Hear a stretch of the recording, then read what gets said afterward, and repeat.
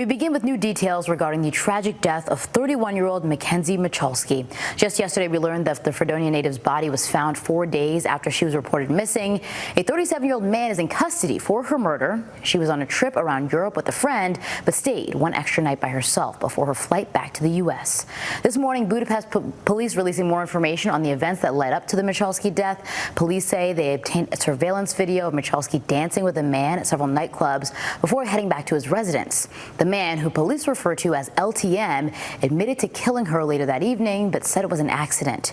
Police say following the confession, LTM led police to Michalski's body that he moved to Lake Ballatin Woods.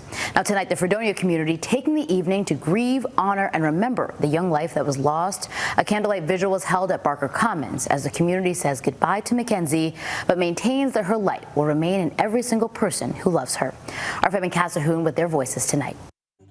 Offering peace and comfort and love and hope that we can all extend that to one another. Friends near and far coming to show support to Mackenzie Michalski and her family. I hope that people here leave feeling a little bit of peace in knowing that if they need to be with other people, that there's people that are available to grieve with them. The Fredonia community mourning Saturday night after a life was cut short. You know, she was funny and she was empathetic and she cared very deeply for people, which is difficult to do in the world that we live in today. Melissa Pakevich is friends with Mackenzie's mom, Jill. Jill is someone that every time I've ever needed her, I could have her. And if Kenzie was an eighth of that, what a beautiful person.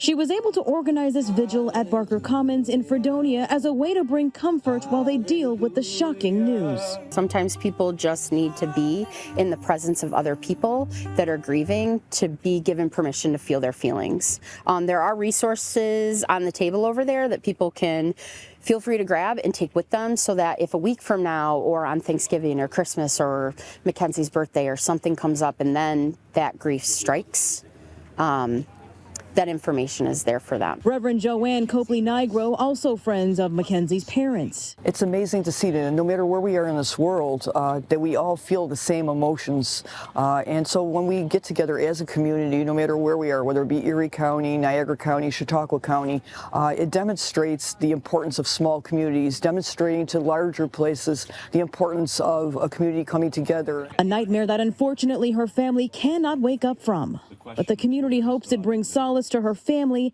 and to those who loved her, that the community she grew up in is right behind them. This power of the heart. This is where people get together to not only celebrate but also mourn. Mayor Michael Ferguson tells me his daughter went to high school with Kenzie. She has not lived here in a couple of years, but she just knows so many people in the community and so many of the people know her and her family that that's what this is all about. My hope is that we can do right by her and do right by her family tonight, to be in the moment together to celebrate her and remember her. Mackenzie Michalski, 7 News, Fredonia.